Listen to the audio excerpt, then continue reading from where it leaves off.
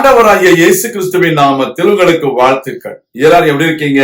சோமா இருக்கீங்களா? சந்தோஷமா இருக்கீங்களா?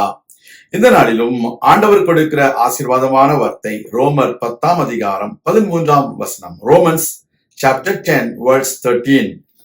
ஆதலால் கர்த்தருடைய நாமத்தை தொழுது கொள்ளுகிற எவனும் ரட்சிக்கப்படுவான். அருமையான தேவனுடைய பிள்ளைகளே, தேவனுடைய சமூகத்திலே எந்த விதமான பாகுபாடும் இல்லை, வித்தியாசமும் இல்லை. நிற வித்தியாசம், மொழி வித்தியாசம், மத வித்தியாசம் எதுவுமே இல்லை.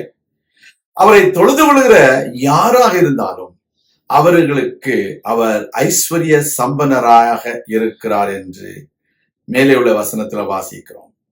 Dear children of God, there is no partiality for our God. He doesn't distinguish anybody by his nature, by his color, by his race or nationality. Whoever calls upon the name of the Lord, he will be saved, and God will meet all his needs. அவர் உங்களுடைய தேவைகளை சந்திக்கிற ஐஸ்வர்ய சம்பன்னர். He is Jehovah Jireh. If you call the name of the Lord, you will see the blessings in your life. Whatever maybe it is, you need to call the name of the Lord Jesus Christ. He is going to meet all your needs. He is going to save you out of all troubles.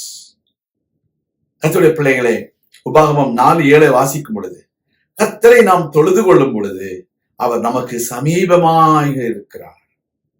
When you read Deuteronomy chapter 4 verse 7, whenever you call the name of the Lord, he is very close to you. He will always be near to you. He will meet all your needs. He will grant all your petitions. He will make you happy. You are such a blessed person that no one else can have this Lord as your God, who is very close to you, to your family, to your heart. நாம் அவரை தொழுது கொள்ளும் பொழுது நமக்கு சமீபத்தில் இருக்கிறார். நமக்கு தேவைகளை சந்திக்கிற ஒரு ஆண்டவர் இருக்கிறார். மறந்துவிடக் கூடாது. அவர் ஒருவர் தான் வானத்தையும் பூமியையும் சமுத்திரத்தையும் அவைகளுள்ள எல்லாவற்றையும் சிருஷ்டித்தவர் என்று நாம் வெளிப்படுத்தின விசேஷம் 14 அதிகாரம் 7 வாசிக்கிறோம். எனவே அவரையே தொழுது கொள்ளுங்கள் என்று தூதன் சொல்லுகிறார். Our Lord is the creator of universe. We need to worship him. We need to call his name only. This is the word that came out of the heavens. You need to understand. This is the word of God. There is no one else whom you can call upon. There is no one else whom you can worship. There is no one else in this world who can save you. That is why you need to call the name of the Lord. He will save you from all troubles.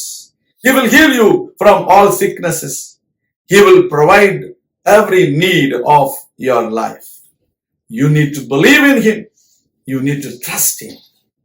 ஆண்டவரை நீங்கள் நம்புங்க, உங்கள் தேவைகளை சந்திப்பார். உங்களுக்கு சமீபமாய் இருப்பார். அவரை தேடுங்கள், அவரை தொழுது கொள்ளுங்கள், அற்புதங்களை செய்வார். நான் உங்களுக்காக ஜெபிக்கிறேன். எங்கள் அன்பின் பரலோக பிதாவே, நீர் எங்களுக்கு சமீபமாய் இருக்கிற தேவன். நாங்கள் உம்மை தொழுது கொள்ளும் பொழுதெல்லாம் எங்களுடைய தேவைகளை சந்தித்து, எங்களை ஆசீர்வதித்து, எங்களை உற்சாகப்படுத்தி, உம்முடைய நாமத்திற்கு மகிமையாக எங்களை நீர் ஜீவனுள்ளோர் தேசத்திலே வைக்கப் போகிறதற்காக உமக்கு ஸ்தோத்திரம். உம்முடைய பிள்ளைகளை ஆசீர்வதியும், அவர்கள் வாழ்க்கையில் மேலான நன்மைகளை செய்தருளும். உம்முடைய நாமத்தை மகிமைப்படுத்தும்.